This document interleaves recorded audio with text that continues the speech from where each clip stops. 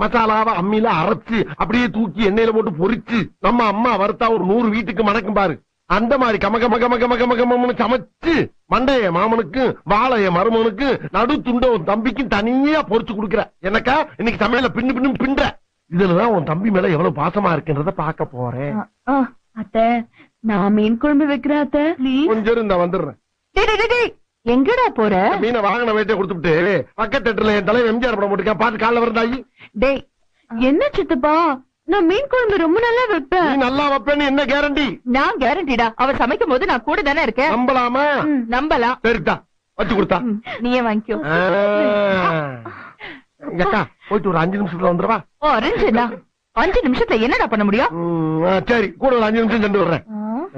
மீனை பச்சையா பாக்கும் போதே நாக்கு துடியா துடிக்குதே. ஏன்டா பூனை கருவாடு கலையிற மாதிரி அலையிற? போடா.